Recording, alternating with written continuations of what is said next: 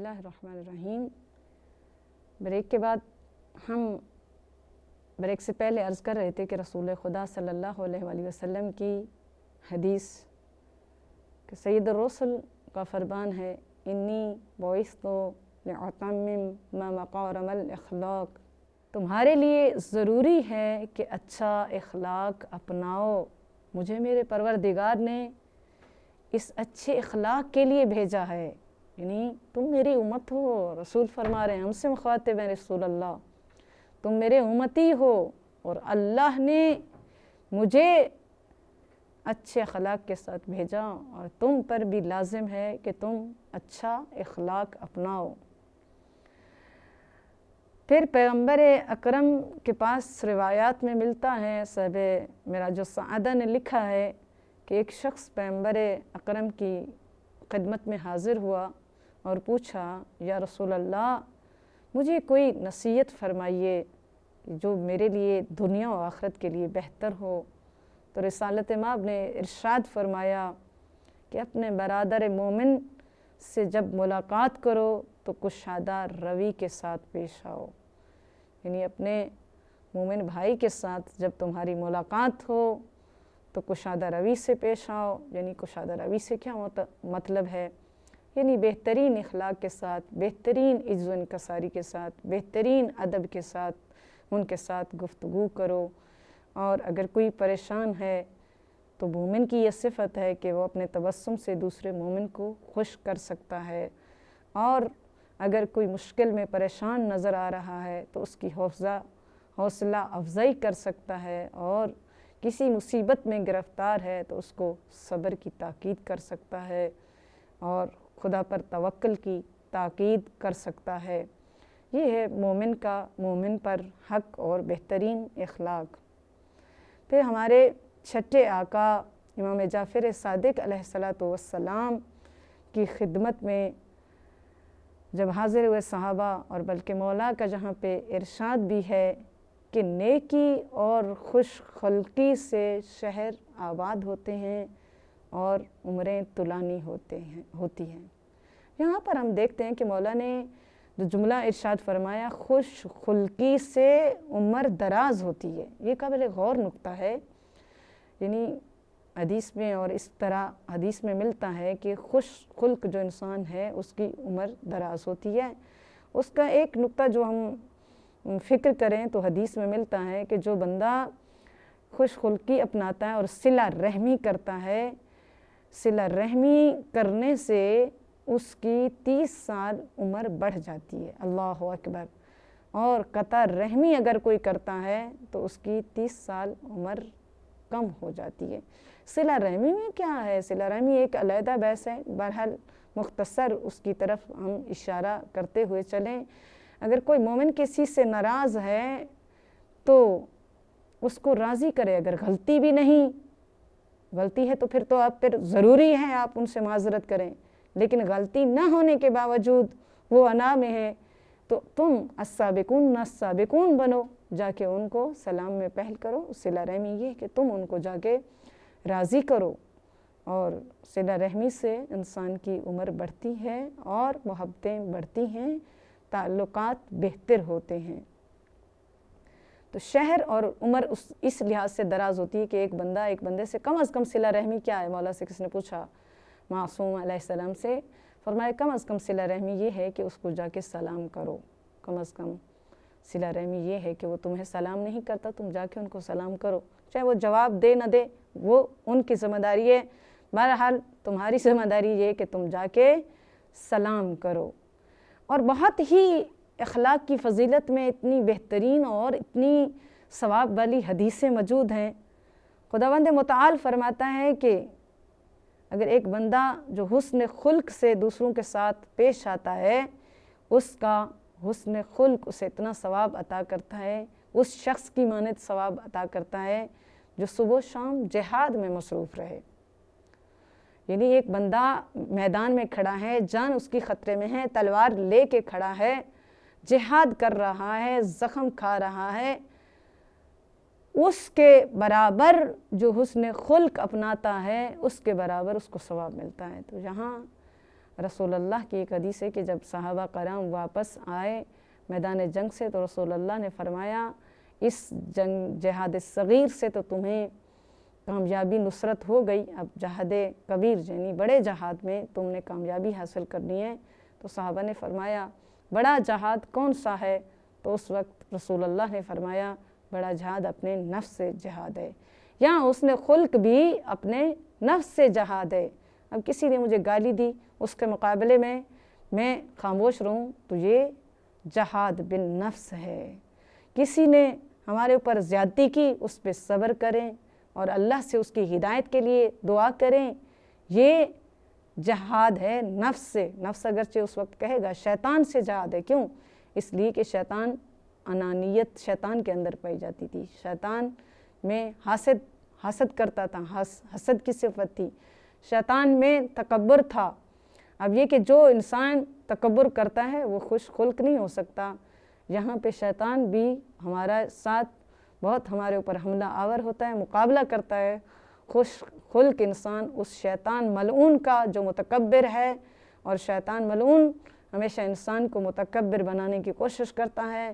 اگر کسی نے زیادتی کی تو آپ کو کیوں ضرورت ہے، کس لیے آپ جا رہے ہیں، وہ آپ میں قبیلے میں بڑا ہے، علم سے زیادہ ہے، شان میں زیادہ ہے، یہ شیطان ہمارے دل میں وسوسے ڈالے گا اور کہے گا کبھی تم معذرت کرنے کے لیے نہ جاؤ۔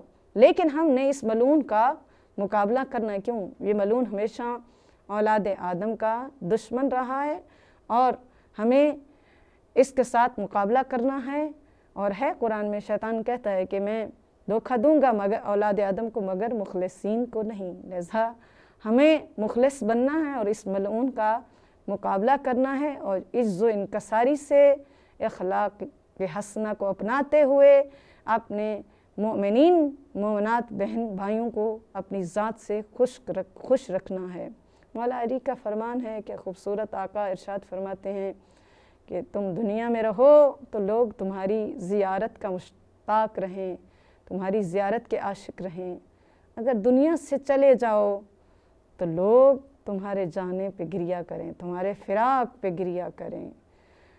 کیا مطلب؟ یعنی مولا فرما رہے ہیں کہ تم دنیا میں رہو تو انہیں ہمیشہ شوق ہو کہ ہمیں اس کی ملاقات، یہ نہ ہو کہ ہماری شکل دیکھ کے لوگ ڈر جائیں، گھبرا جائیں، یا یہ کہ ہمارے مرنے پر لوگوں کو خوشی ہو چلو چلا گیا تو بہتر ہوا جان چھوٹی، نہیں، ہمارے جانے پہ لوگ غم زدہ ہوں۔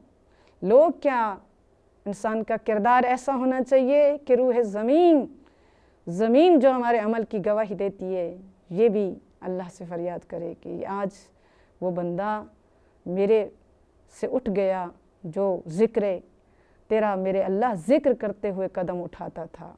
زمین بھی گواہی دیتی ہے اور وہ زمین بھی غمزدہ ہوتی ہے، وہ فرشتے غمزدہ ہوں انسان کے جانے پہ، فقط انسان نہیں، جو کرام کاتبین ہیں اور جو ہماری نیکیاں لکھتے ہیں اور وہ رب سے فریاد کرتے ہیں۔ اور حدیث ہے کہ جب مومن بندہ چلا جاتا ہے تو فرشتے وہ جو حضرت انسان کی نیکیاں، مومن کی نیکیاں لکھتے ہیں تو وہ کہتے ہیں رب ہم اس سعادت سے محروم ہو گئے کہ ہم اس کی نیکیاں لکھتے تھے۔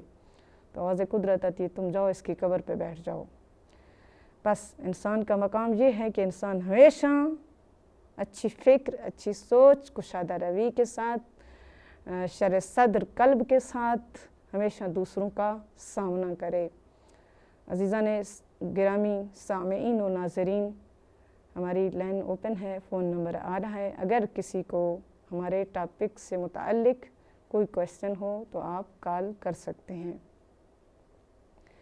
بس خوش خلقی صفات انبیاء اور صفات ائمہ رہی ہے، اور ہم دیکھتے ہیں کہ جس نبی کے ہم امتی ہیں وہ اخلاق کمال تک پر پہنچے ہوئے تھے۔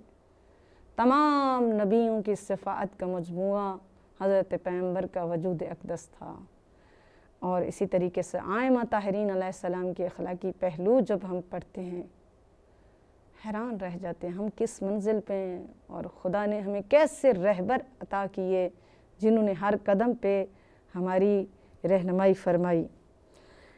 سیرت پیغمبر گرامی میں ملتا ہے کہ ایک مرتبہ آقا مسجد میں تشریف فرما تھے، بہت سارے واقعات ملتے ہیں، بہرحال جہاں ایک مختصر سا واقعہ آپ کی خدمت میں عرض کرتے ہیں۔ کہ ایک مرتبہ مسجد میں تشریف فرما تھے کہ ایک صحابہ کے درمیان صحابہ کا گروہ ہے، اور ایک مرتبہ دیکھا کہ ایک انصار کی کنیز مسجد میں داخل ہوئی۔ جب وہ مسجد میں داخل ہوئیں تو وہ رسول اللہ کے قریب تک پہنچ گئیں اور رسول اللہ کا پیچھے سے دامن کو کھینچا۔ جب دامن کو کھینچا، رسول اللہ اپنی جگہ سے اٹھے اور رسول خدا نے سمجھا کہ یہ اس کو کوئی کام ہے، لیکن بہرحال وہ شرمندہ ہو کے پھر بیٹھ گئیں۔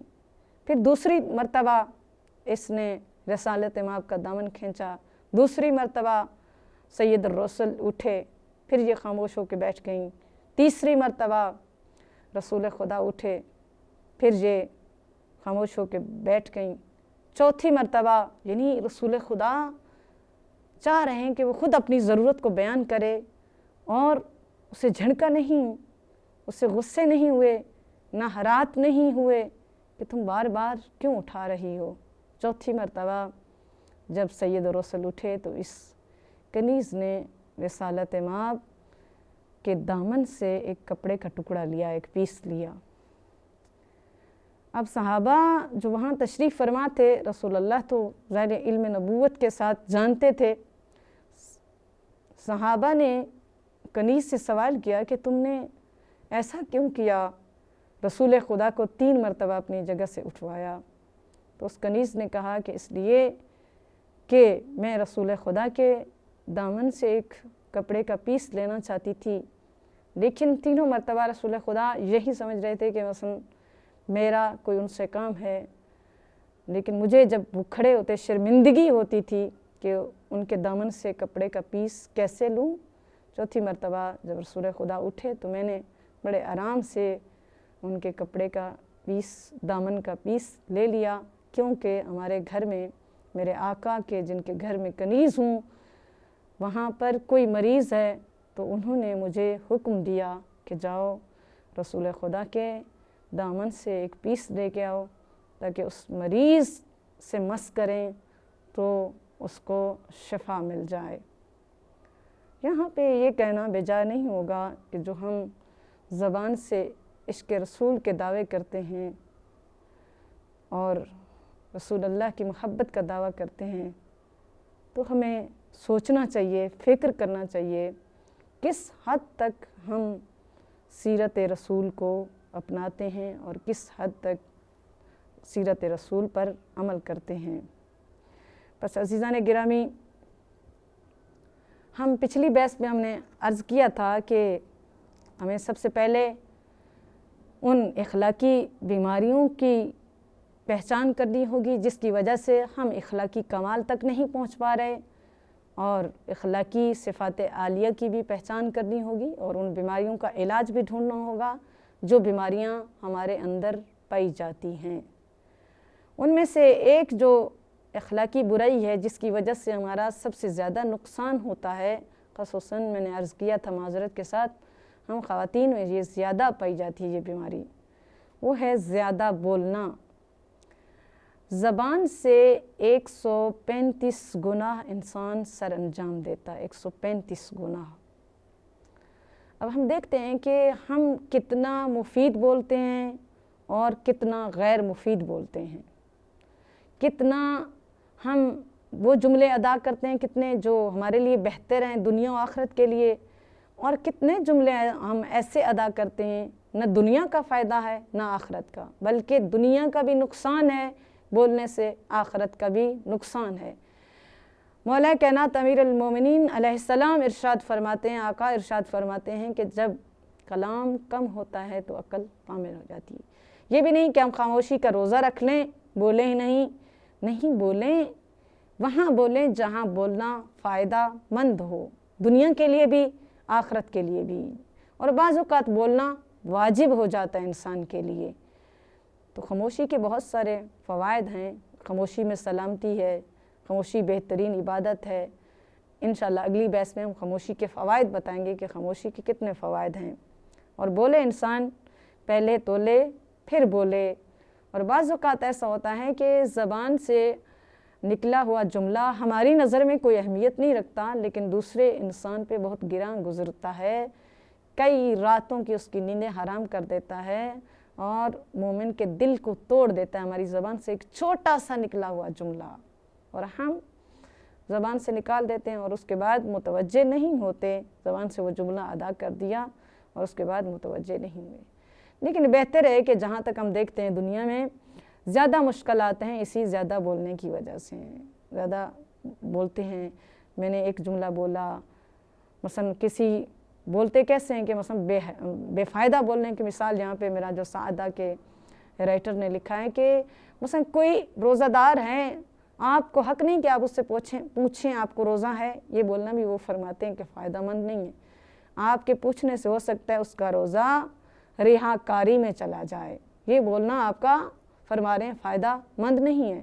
اور اس کے ساتھ وہ فرماتے ہیں کہ کوئی باہر جا رہا ہے، سفر پہ جا رہا ہے، آپ کو حق نہیں کہ آپ ان سے سوال کریں آپ کہاں جا رہے ہیں۔ ہاں یہ کہ والدین کی ذمہ داری میں ہے کہ وہ مثلا بچے کہاں جا رہے ہیں، کیسے جا رہے ہیں، ان کی تربیتی حوالے سے ایک علیحدہ گفتگو ہو جاتی ہے۔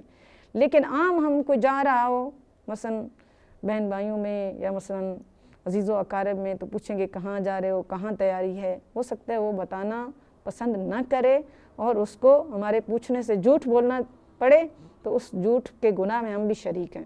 وہ فرماتے ہیں یہ بھی پوچھنا آپ کا بے فائدہ اور بے سود ہے۔ یا مثلا کوئی بندہ کسی بیماری میں مبتلا ہے اور وہ بتانا نہیں چاہتا، ہم اس سے پوچھیں ہاں لاغر ہو رہے ہیں، آپ کو کیا تکلیف ہے، ڈاکٹر نے کیا بتایا، اتنی باریکیوں میں جائیں۔ ہمارے لیے تجسس یہاں ضروری نہیں ہے، بلکہ یہ بولنا ہمارا بار بار کویسچن کرنا ایک تو ان کے لیے ویسے تکلیف ہوگا یا ان کے لیے جھوٹ بولنے کا سبب ہوگا یہ ہمارا کویسچن، تو اس لیے کہ ہمیں وہاں پہ خاموشی اختیار کرنی چاہیے۔ اور یہ بہترین ہے کہ کوئی اگر آپ کو گالی دیتا ہے اس کے جواب میں لڑائی کرتا ہے، جھگڑا کرتا ہے، آپ خاموش رہیں تو لڑائی وہاں ختم ہو جاتی ہے۔ اگر کسی نے آپ کو ایک جملہ کہا، آگے سے میں نے 2 جملے کہے، پھر اس نے 4 جملے کہے، اس طرح بڑھتے بڑھتے گھر جنگ و جدل بن جاتا ہے اور اختلافات بڑھ جاتے ہیں، کدورتیں بڑھ جاتی ہیں اور گھرانے تباہ ہو جاتے ہیں، خاندانوں میں جدائیاں آ جاتی ہیں 1-2 جملے ادا کرنے سے۔ مثلا ملتا ہے روایت میں، اور اس کا بہت بڑا ثواب ہے کہ رسول خدا تشریف فرما تھے اور راستے سے گزر رہے تھے، دیکھا 2 گروہ آپس میں لڑ رہے ہیں، لیکن ان میں سے ایک گروہ بولتا جا رہا ہے، لیکن دوسرا جو بندہ ہے وہ خاموش ہے، خاموش بیٹھا ہے۔ رسول خدا صلی اللہ علیہ وآلہ وسلم وہاں پہ رک گیا اور ان کی دونوں کا جو کچھ ہو رہا تھا، آپس میں جو گفتگو ان کی ہو رہی تھی، لڑائی ہو رہی تھی، دیکھ رہے تھے۔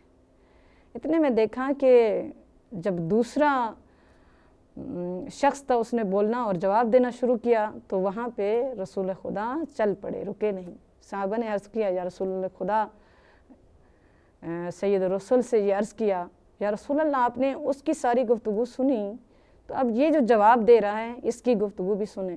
رسول خدا نے فرمایا نہیں، اس لیے کہ جب یہ خاموش تھا اس کی جگہ فرشتے جواب دے رہے تھے اور میں سن رہا تھا، فرشتے جواب دے رہے تھے۔ اب یہ کہ فرشتے بھی چلے گئے اور ہم بھی جا رہے ہیں۔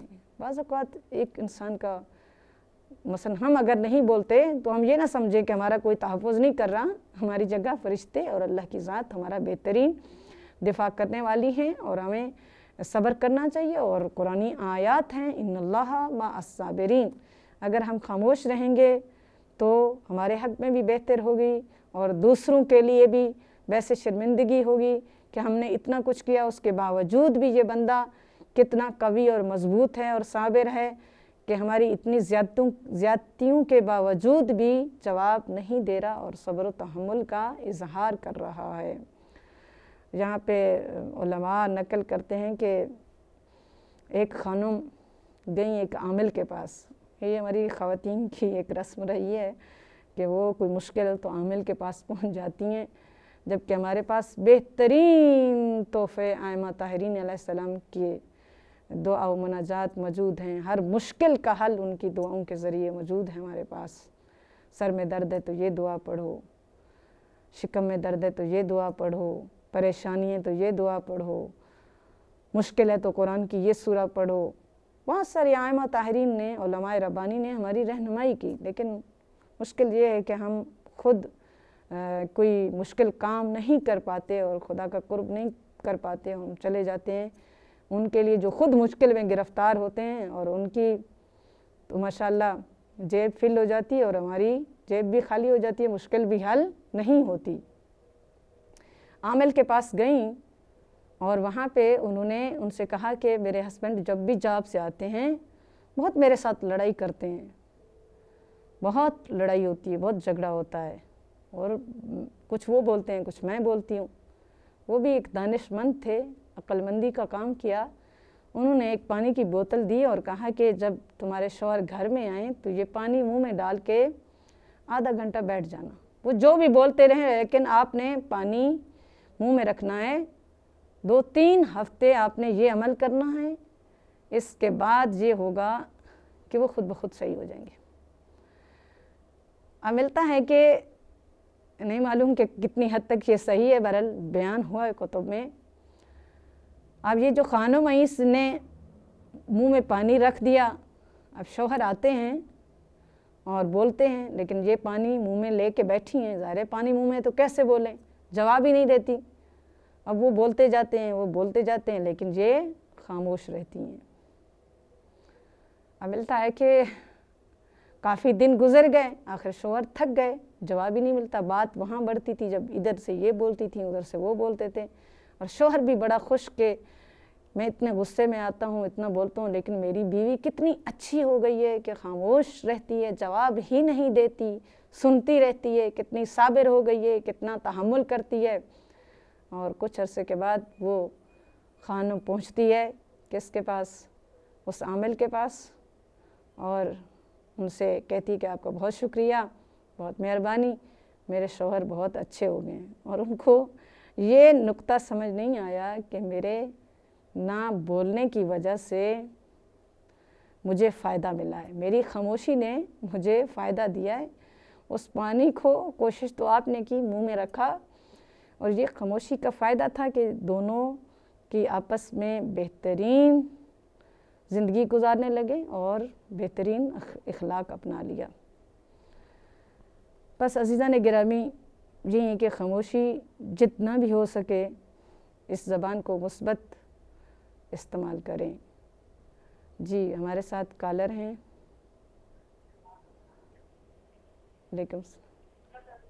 सलामुअलैकुम।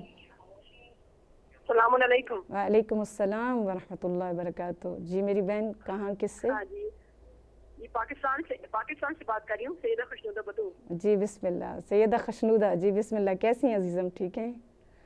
अल्हम्दुलिल्लाह, अल्लाह का शुक्र है, बहुत अच्छा आपका प्रोग्राम चल रहा है।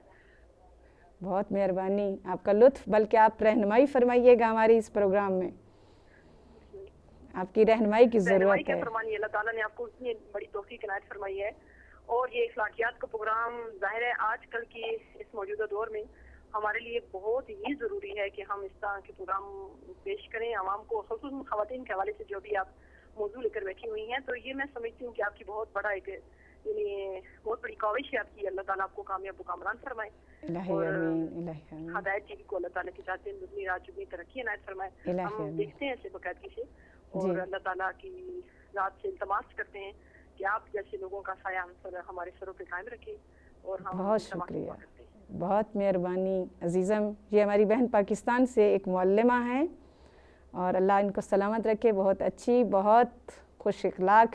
सामने कहते हैं तारीफ़ नहीं करनी चाहिए बल्कि हौसला अफजाई के लिए, और अल्लाह भी कहता है मेरे नेक बंदों की तारीफ़ करें। ये ख़ुद माशाल्लाह बहुत बाइखलाक हमारी बहन है और मुअल्लिमा हैं, मदरसे में पढ़ती भी हैं माशाल्लाह, और इनकी बहुत पाकिस्तान में इल्मी हवाले से ख़िदमत हैं।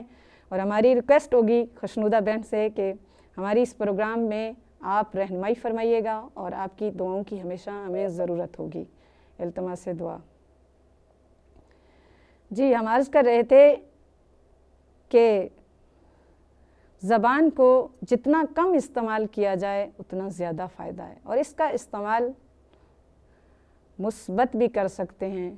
यानी हमारे पास, हम कहते हैं टाइम ही नहीं, कैसे हमारे पास टाइम नहीं है? हमारी ज़बान हमेशा मसरूफ़ नहीं रहती। अब मेरी माँ बहनों से गुजारिश है کہ جب آپ کچن میں ہوتے ہیں، آپ آٹا گوندھ رہے ہیں، روٹی بنا رہے ہیں، آپ کے ہاتھ محرک ہوتے ہیں، ہاتھ سے آپ کام سر انجام دے رہے ہوتے ہیں، زبان تو آپ کی محرک نہیں ہوتی، اور آپ وہاں پہ اب تو سہولت ہے موبائل میں، کمپیوٹر پر آپ دعا لگا سکتے ہیں، یا اپنی زبان کو وہ دعا نہیں سن سکتے، دعا جوشن کبیر لگا دیں، کیا خوبصورت اللہ کے اسماء ہیں، اور آپ وہاں ذکر بھی سنتے رہیں گے، ساتھ ذکر زبان سے دہراتے رہیں گے، آپ کا کام بھی ہوتا رہے گا۔ ہمارے پاس فرصتیں ہیں لیکن استعمال کرنے کا طریقہ نہیں آتا ہمیں، اور اس زبان کو ہم اور اس زندگی کے بہترین لمحات اور قیمتی لمحات کو ہم فضول بیہودہ کاموں میں ضائع کر رہے ہیں۔ خدا جانتا ہے ایک ایک منٹ ہمارا قیمتی ہے۔ میں ہمیشہ مثال دیتی ہوں کہ اگر کوئی مجھے کہہ دے 3 دن آپ کو زندگی دینے کے لیے ہم تیار ہیں، زندگی آپ کی ختم ہونے والی ہے، ڈاکٹر کہہ دیں، تو ہم اپنی زندگی کا سارا سرمایہ لگا دیں گے کہ ہمیں 3 دن زندگی دے دیں، اور ہمیں نہیں پتہ یہ قیمتی لمحات کسی وقت بھی ہم سے چھینے جا سکتے ہیں، اور ہمیں ان کو صحیح استعمال کرنا چاہیے اور آخرت کے سفر کے لیے زیادہ راہ تیار کرنا چاہیے۔ ہم کوئی یہاں پہ بے فائدہ نہیں آئے، ہماری خلقت کا ایک مقصد ہے اور اس کی تحت ہم آئے ہیں، اور اس مقصد کو سمجھنے کی ہمیں کوشش کرنی چاہیے۔ اس کے ساتھ ہماری دعا ہے کہ خداوند متعال انشاءاللہ اگلے پروگرام میں خاموشی کے فوائد اور اس زبان کے نقصانات، زیادہ بولنے کے نقصانات پہ پھر ہماری بحث جاری رہے گی، اور ہماری دعا ہے کہ خداوند متعال ہمیں اخلاق حسنہ کو اپنانے کی توفیق عطا فرمائے، اور اس کے ساتھ ہمیں سیرت پیغمبر، سیرت ائمہ کا مطالعہ اور مطالعے کے ساتھ ان پر عمل کرنے کی توفیق عطا فرمائے۔ خصوصاً ہماری ماؤں بہنوں کی جو گھریلو مشکلات ہیں، رب العزت سیدہ کے صدقے میں ان سب کی مشکلات حل فرمائے، اور ہمیں یہ جو اللہ نے اتنی بہترین نعمت دی ہے جس کے ذریعے ہم ایک دوسرے کی رہنمائی کر سکتے ہیں، ایک دوسرے کی ہدایت کر سکتے ہیں، اس سے ہمیں صحیح اور مثبت استعمال کرنے کی رب العزت توفیق عطا فرمائے۔ اللہم صلی علی محمد وعلی محمد وعجل فرج آل محمد۔ والسلام علیکم ورحمۃ اللہ وبرکاتہ۔